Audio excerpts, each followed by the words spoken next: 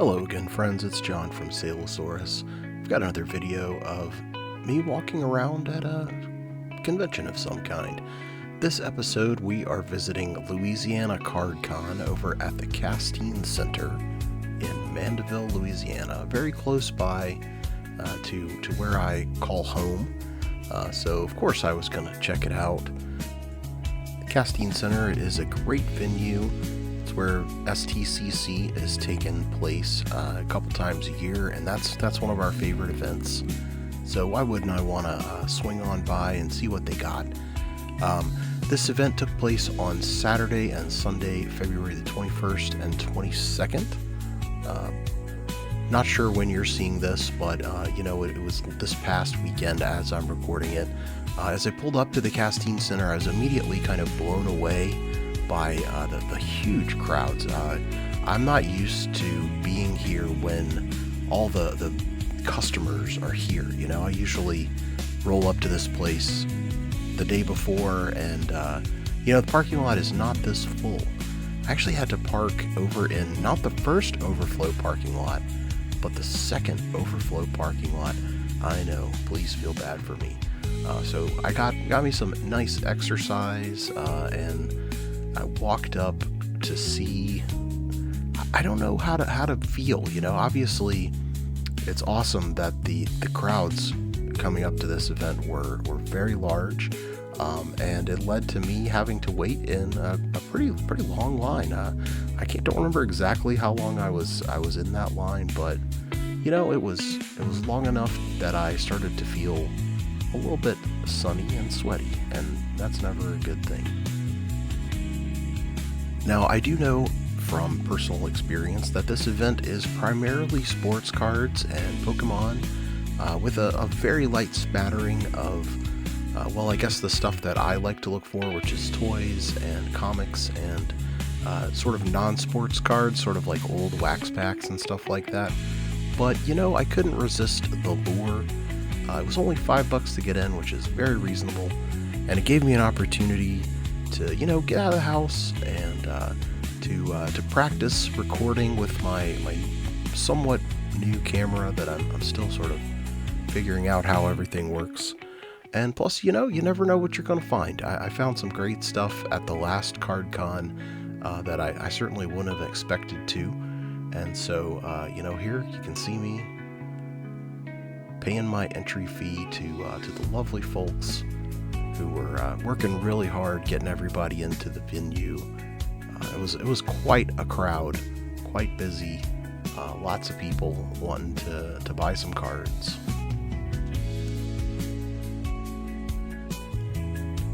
You can tell that this show was pretty popular with the vendors. They even have folks set up out here outside the convention proper. These guys were, they were wheeling and dealing. They weren't even on the show floor. They had a little coffee stand over here, and you can kind of see it over in the distance. They had some free stuff for kids, which is always great. Got to foster those youngins. It's not all about us large adult collectors. You got to give the little guys something. So right here on the front table, that's Chuck's Field of Dreams. They are the people that put on this show, and I gotta say, they did a great job. There was nice sized aisles, didn't feel too cramped despite the crowds being pretty large, and everything felt well organized. There wasn't a bunch of junk vendors, so to speak. There was a couple I'll talk about as we get along here that I weren't my favorites, but that's okay. It wasn't like, I'll tell you what I mean when we get to those. Morning. How you doing? Good, dude. How about you? Living. Yeah. My dad ran off, gave me the money and said make it work. Hey. Dude, it's a crazy line out there to get inside. How deep is it? It was all the way out, around the corner, and all the way to about halfway back. What's up? Morning. Like some people excited to be here, so. They knew you were coming, making a video. Yeah, I guess so. That makes sense. What's up, Sean? I liked your GameStop video, bro. Oh, thanks. It's a couple of local vendors that I'm really like. We got Pickin' and Grinnin' Collectibles and GBS, Game Boy Swag. These guys are always here, always right next to each other. Always got great stuff. Pickin' and Grinnin's always got a ton of really nice autographs, just like stuff that you don't see everywhere. And Sean is my go-to at Game Boy Swag. Anytime I need to know anything about Pokemon or, you know, stuff like that, he's got all that knowledge up in his brain.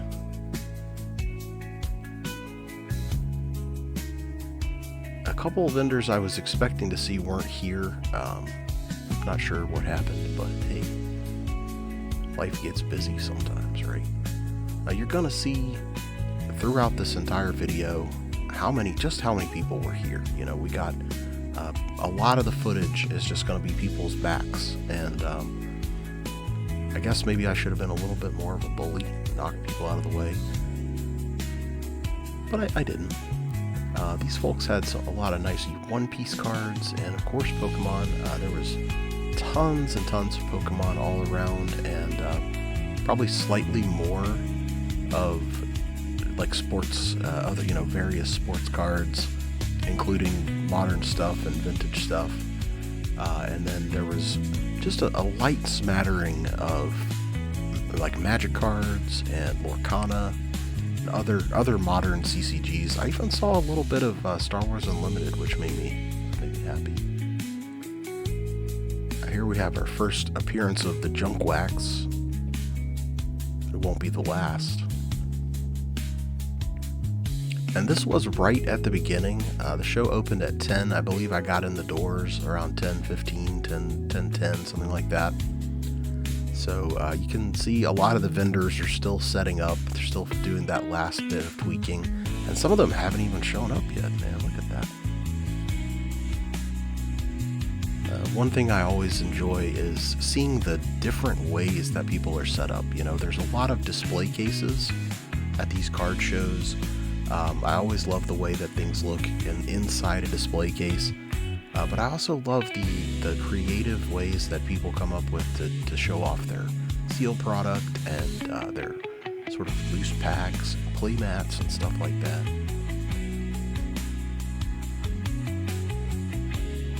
This booth here had some pretty nice looking little small leather type binders. But there was something about the print. It looked like it was maybe not quite full resolution. I don't know how easy that was to see.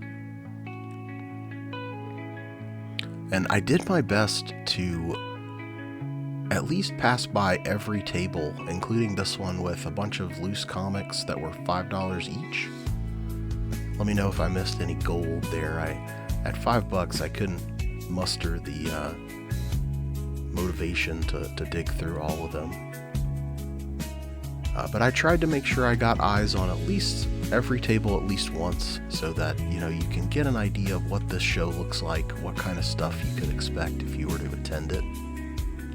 Which, you know, I'll just go ahead and tell you, I think that this show's worth your time. Here we have one of my eventual purchases. This is a box of Tribe trading cards. I thought I was getting a pretty solid deal on it. It turns out I could have gotten it for even less, including shipping, but I don't think that's anything to really beat myself up over. You know, at the end of the day, I did go home with that item. It was in my possession before I left, so you kind of gotta weigh that against saving a few bucks. See some comics here. We got some sports memorabilia. This guy had a bunch of old newspapers from historic events. There's our first appearance of some blind boxes here. Don't know what was supposed to be in them, but it was just sort of manila envelopes full of stuff. This guy had signs that he had made. And then here we have a whole bunch of blaster boxes. These are sort of retail small versions of a box of cards. I'm probably not telling you anything you don't already know, but here were some Garbage Pail Kids. These are all the modern Garbage Pail Kids. I really didn't like how they had the sticker over the front of the card, so I couldn't even see the image on the front of the box. Seems like a bad call from the vendor there.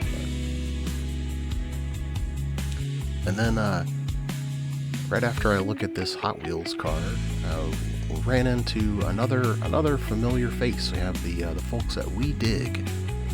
They're usually selling rocks and minerals and things like that, but these are some delightful folks. They show up at just about every show that we vend and attend, and I always enjoy running my mouth and talking to them, just, see how they're doing. They actually set up this show with nothing but cards. They had, looked like mostly wrestling cards, and a matter of fact, I ended up grabbing some WCW cards from them that may show up a little bit later in this video. I'm not sure. You're gonna have to wait and find out yourself.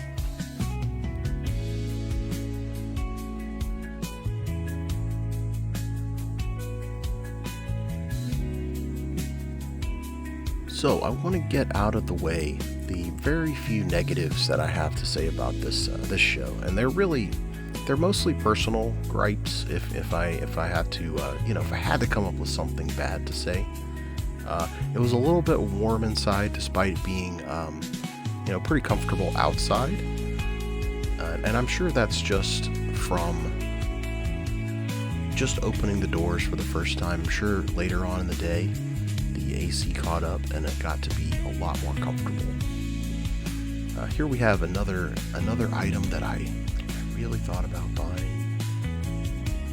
Can I see this thing here?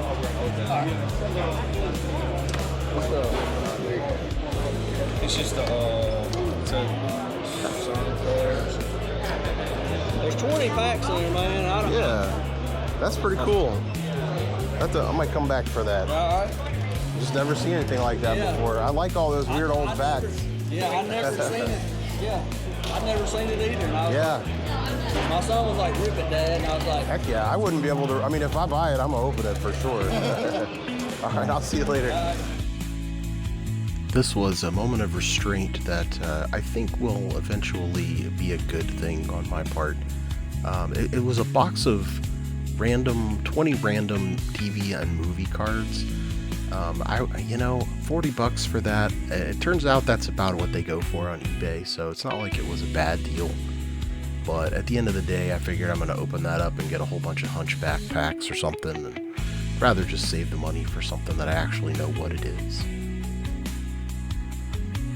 So another relatively minor downside of this show, and it's not unique to this convention itself, but I did see an awful lot of AI-generated art. Specifically, a lot of folks' logos were definitely AI images. And I'm not going to point anybody out specifically. I'm not trying to call anyone out. I'm just kind of bummed that this has become the norm for the industry that I have found myself in. Hire a human being. That's all I'm saying.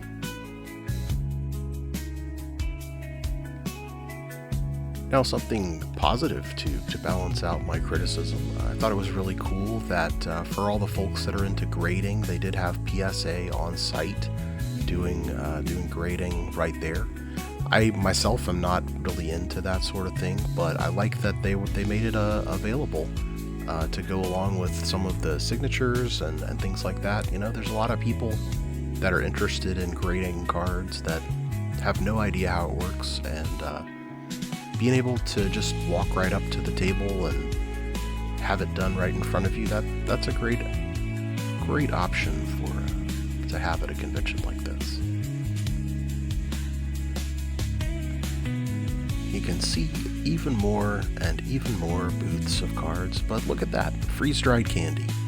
Now that's one of the booths, the booth types that I'm always kind of aggravated when I go to a convention and there's like 10 people selling freeze-dried candy. At this one, there was only one. Hey, How you doing? good. How about y'all? Oh, doing fantastic. Love the non-sports cards, Yeah, I man. got all kinds of different stuff. That's great. I mean, I like everything other than sports too, so I assume everybody else does. I really liked these guys' framed cards. They had a lot of like Marvel cards in display frames. It's a great idea. Really unique, something that no one else in the room had, and hey, great job, fellas. Plus, they had something I bought.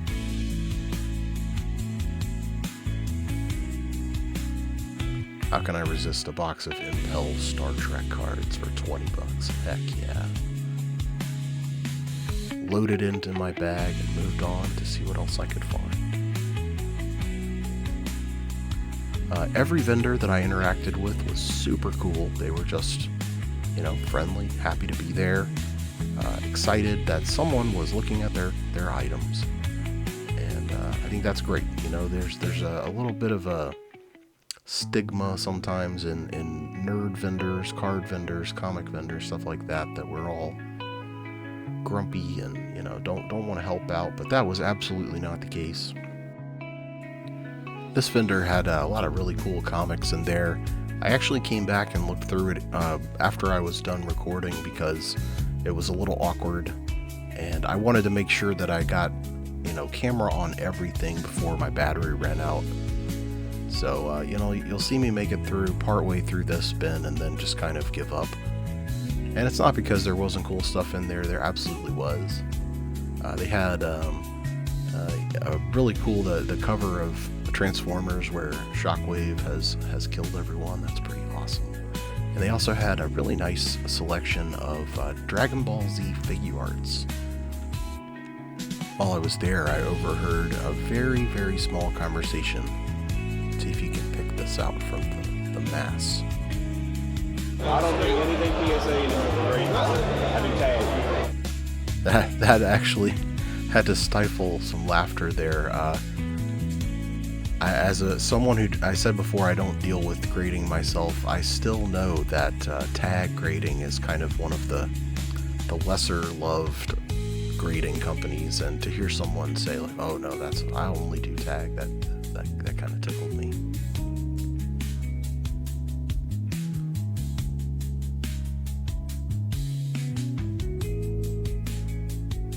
I always like seeing the young folks getting after it.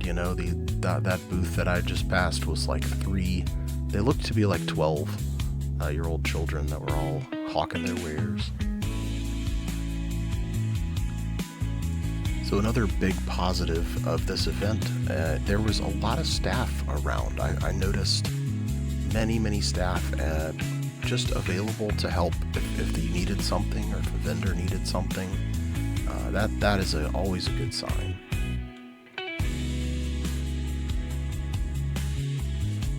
And this guy noticed my camera, so you see me kind of stop and then beat feet out of there. This kid and his dad were trying to trade for a Gyarados, which is pretty cool.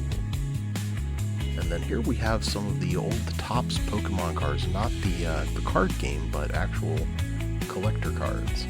Now you can correct me if I've misidentified those, but I'm pretty sure that's what those were.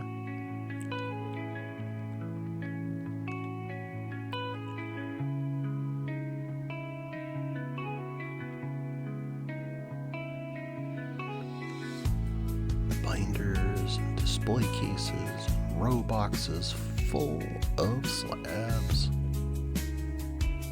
Everything that a Pokemon collector could want. Look at how shiny that case is, man. I love the lights that they have set up. I'm kind of picking up a glare, but I don't remember that glare being there when I was in person. So I think maybe just the camera picked those up. Got some more memorabilia. I think those are autographed helmets.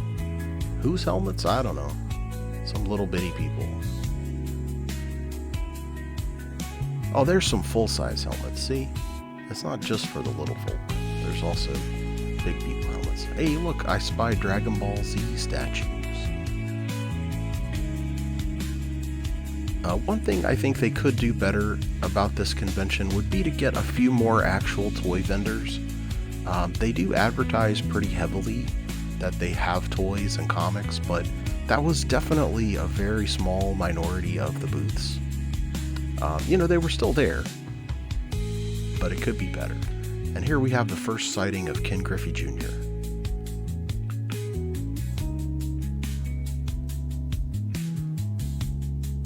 And another sighting of the AI.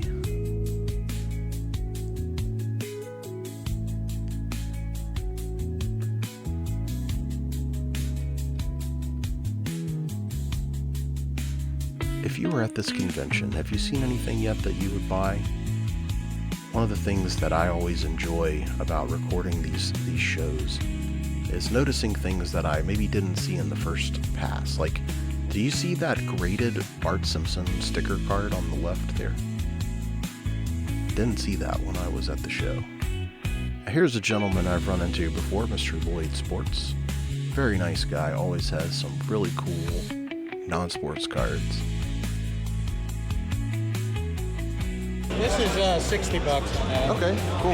These will be gone by the end of the day. Oh yeah, what you charging for You know those? who buys these? Everybody. Everybody. Who Even doesn't the love The kids. Simpsons, man? Kids. I do $20 a pack of 2 for 30. That's what I've been selling. Cool.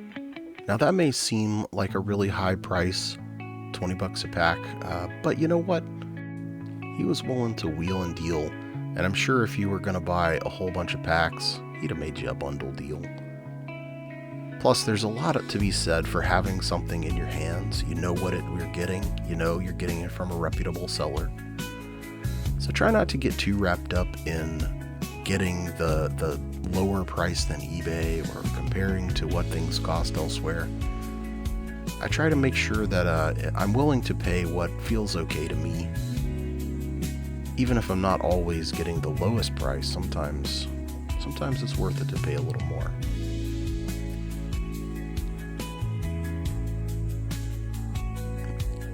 Coming up here, we have a very interesting table. They had, again, mostly sports stuff, but they had some Fleer X-Men packs that I don't think I've ever seen before. They also had these Power Rangers boxes with huge stickers that said Teenage Mutant Ninja Turtles, which I thought was pretty funny. But the thing that made me laugh the hardest about this table, and I'll tell you here in just a second. $5? Yeah. Was these comic books on the corner. They were definitely very old romance comics, but each one of them had a sticker on it that said $95. Just it was stuck to the front of the comic itself. But as it turns out, those Marvel cards, the X-Men that they were asking $5 a pack, that was a very fair price, and I probably should have bought a few. One more thing that I didn't see until it was too late.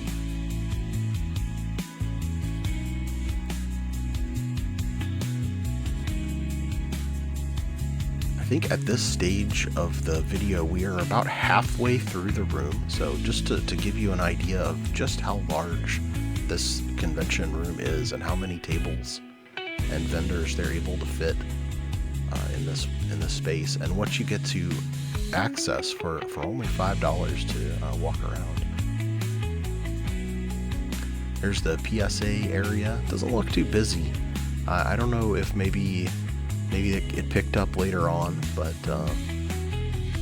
I actually would have expected there to be a lot more people waiting to get stuff graded in person. That seems like a pretty attractive deal.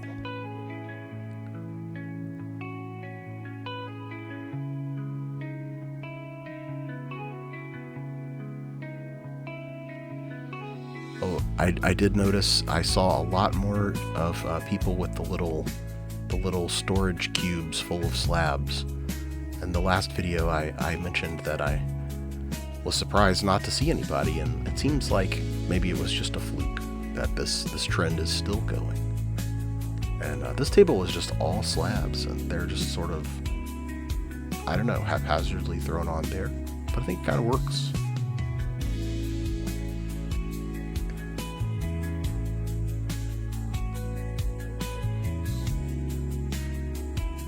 And they had some pretty interesting Pokemon deck boxes, including this very tiny one. It seems like this would only hold like a booster pack worth of cards, so I'm not sure what the intention of that one is.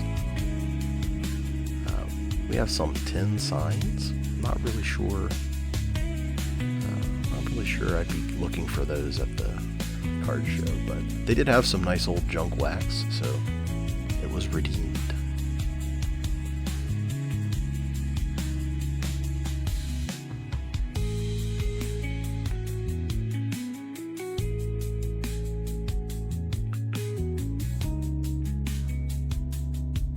Clearly a popular table here. I couldn't even get up to them to record their booths. There's just too many people.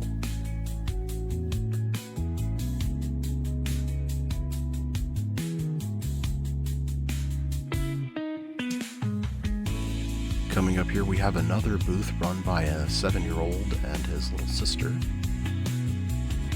You know, they're getting them out there early, start the workforce, you know, just, you don't get no free rides, kids. You gotta earn your way, and if you gotta sell your Pokemon cards, well, so be it. This vinyl record booth was, I didn't see a single vinyl record. It was all cards and top loaders. It's a nice spread of Pokemon packs and trainer boxes, all kinds of stuff just lined up. And they even had a refrigerator. I didn't take a look. Well, I don't know what they were selling that was cold. Maybe frozen Pokemon cards. Let me tell you, number one, I did not bring 1,000 packs here. This man's child had very, very expensive tastes, and I was trying to get him to buy something that cost $1,000. We got some more One Piece cards. I believe this was all Magic cards in those sliding boxes. There was a time in my life that I would have certainly been looking through those Magic boxes and binders, but thankfully I've kind of shaken that off. But we always come back, don't we? This booth that was a screen printing booth. Did not see them actually screen print anything, but it looks like they brought all of the stuff they would need to do it.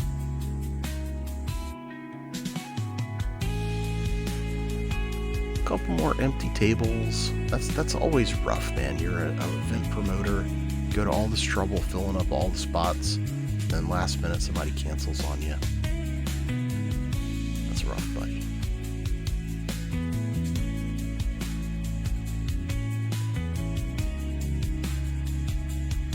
Picayune cards. I've heard of this shop out in Picayune is in Mississippi, not too far away from where I live. I'm gonna have to swing by and see that place in person sometime. And these folks here had a whole bunch of money. I guess they were letting you know, hey, we want to buy your stuff. Our display case is full of $100 bills. So while I got you here, I might as well let you know about the upcoming event for Louisiana Card Con. It's on March 21st to 22nd. This time it's in Gonzales, Louisiana. Just about, about an hour away from where it was before. So definitely worth checking out if this looks like the kind of event that you'd like to visit.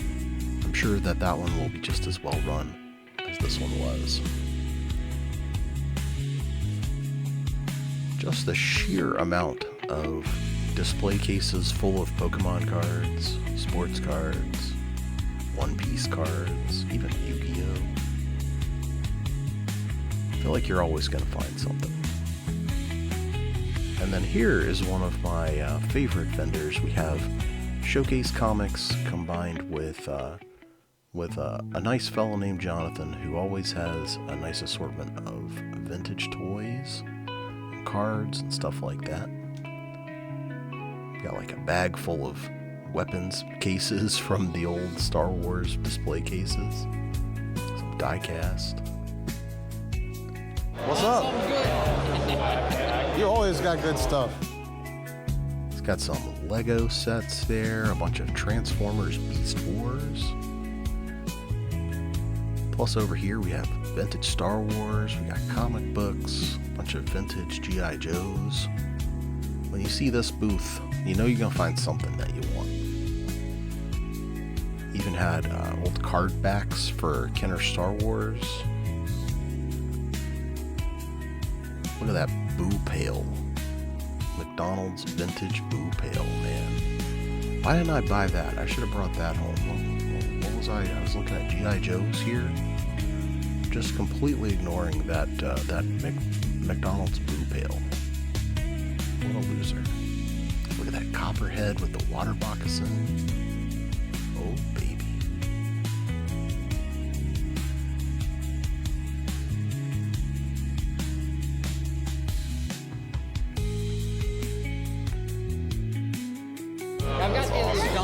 '66 Don Russ cards. Those are awesome. I've been trying to sell them individually. There's the Spider-Man, the rookie Spider-Man is in there. Oh yeah. Yeah. So What do you got on that? For the remainder, just that card. Or no, for like the for the whole set. I was for the value of all that, I would start at $350. Okay, I figured it'd be up there. Yeah. These are not cards that I need myself, but it's very neat to see something that old. It's like actually the first Marvel cards that ever came out, made by Don Russ in '66. And actually, it sounds like a lot of money for a small container full of cardboard, but if you look at eBay solds, the price he was starting at was very fair. So if that's the kind of thing that you're interested in, you gotta reach out, man. Making my way around here, I think we have one more row of booths we haven't looked at yet.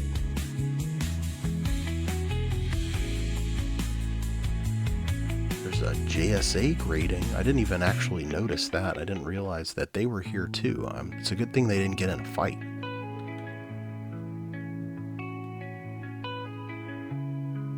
Who would win, PSA versus JSA? Here we have some things I'm not a huge fan of. Those are some bootleg Pokemon cards. What? If you like them, you like them. That's fine. On the left here, we have some nice quality 3D printed helmets made by some friends of ours. They actually do a really good job of finishing them, sanding them down, and painting them so that they actually are finished products. And we really like those folks. But something I'm not as much of a fan of is these bootlegos. Probably just going to keep my mouth shut. I know a lot of kids really like them, but as a fan of Lego myself, I'm not a fan of these fake Lego minifigures. But there are some more toys over here. Over here to the right was the kind of table I like to dig into. They were a little too busy for me to get into it while I was recording here. They had a lot of nice little smalls, It was just great cheap stuff for the kiddies. Of course, tons of stuff behind them on the wall there, plushes, Funko Pops, and the like. I really like that lady's sparkly tiger shirt.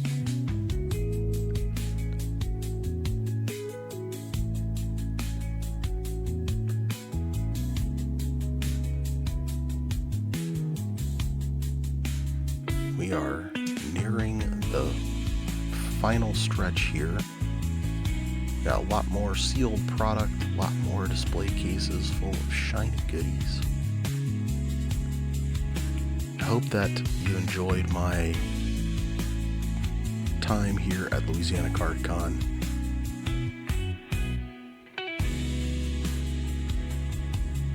We do have a very nice box full of comic books that I did look all the way through.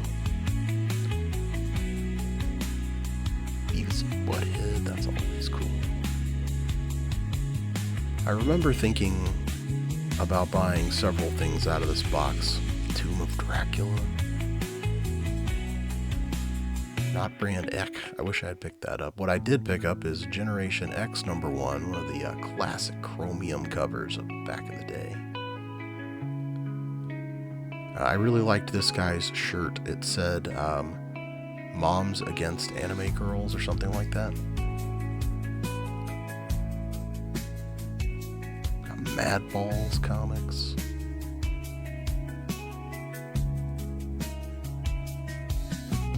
I gotta get better at looking through comics. I'm so jealous of my comic collecting friends who are able to just speed through these things. But I feel like every single issue fights me being picked up.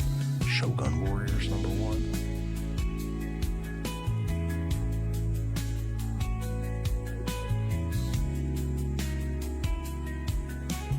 I don't really know how well priced these comics were. They were, none of them were super expensive.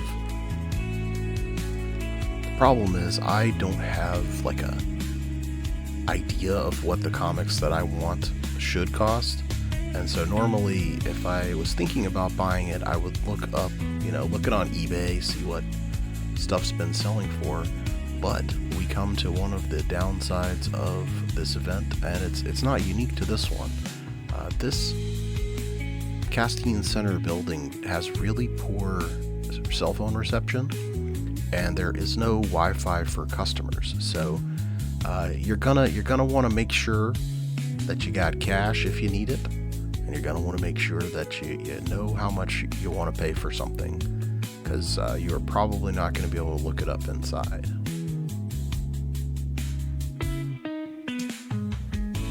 Some of those Batman Nightfall comics. I've kind of toyed with putting together that run in the past. Old Batman Predator. I used to have that comic. One where Batman fights the Predator with a baseball bat.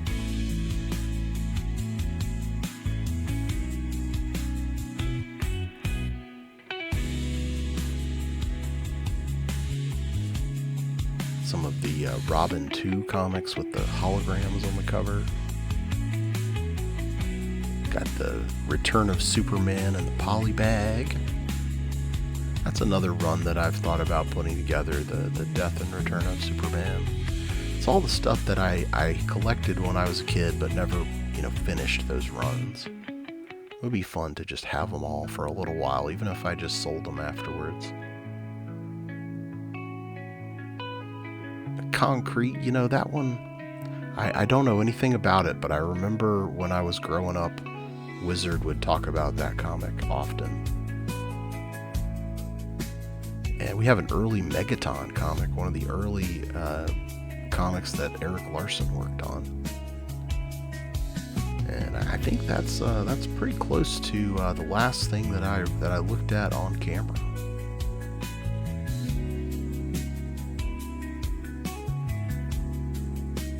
So I took the long, treacherous walk back from the convention center to my car. I braved the traffic, and eventually I headed back home to finish this video and let you know how things turned out. I do appreciate you watching this far. There's a little bit more. If you'll stick with me just a little bit longer, you can see my delightful haul and the items that I brought home from Louisiana Card Con.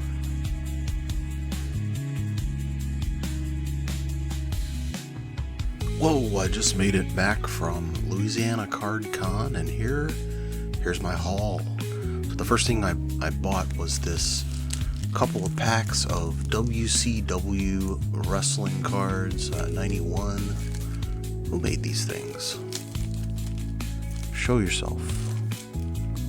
I guess WCW just made them, right? I don't see another.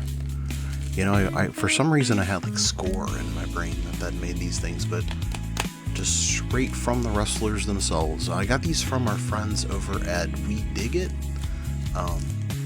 I'll put their information right there probably if I'm able. And they're lovely folks. We see them at just about every show, and so I wanted to buy some wrestling cards from them because they had them and it was a fair price. Then after I saw those folks, I went around the corner and I ran into this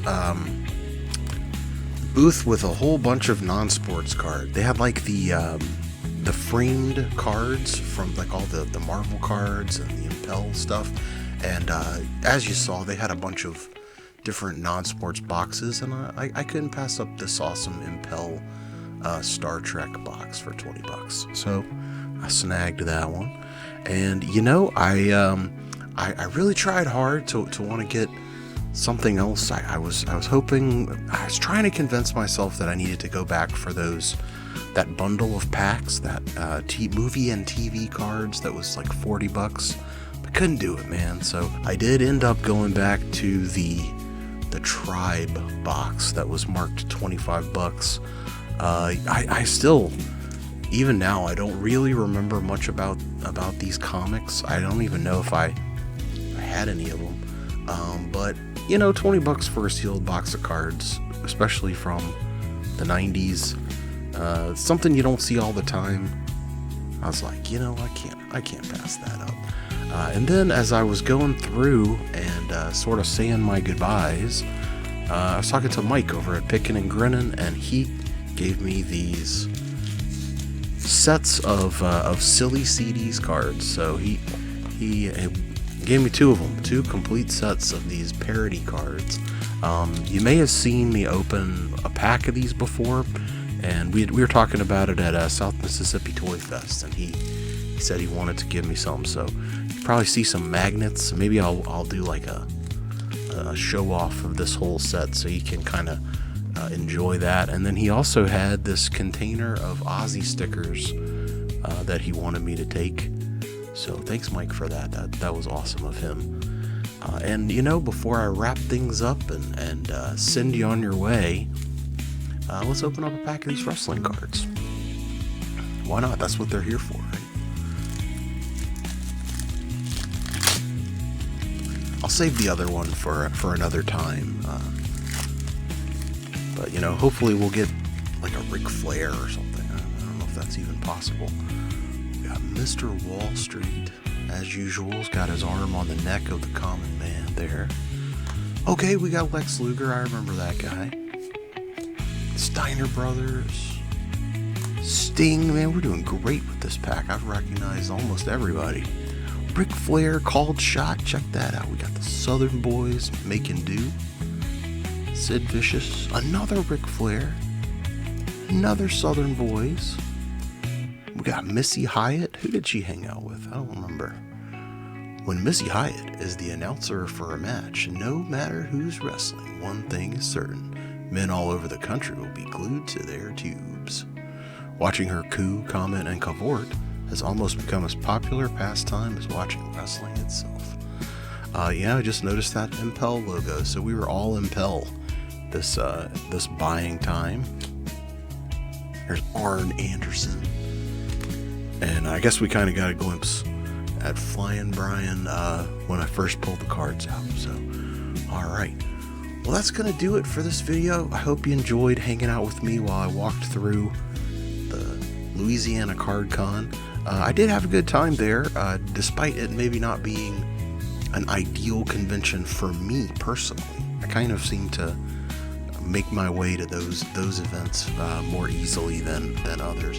But again, I had a good time. I thought it was a great show. I've enjoyed my times vending there and visiting it as well. But let me know what you thought about it.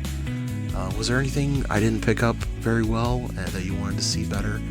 Or, you know, did I dawdle too long? I'd love to hear from you. Until next time, let's all be cool, and I'll see you again soon.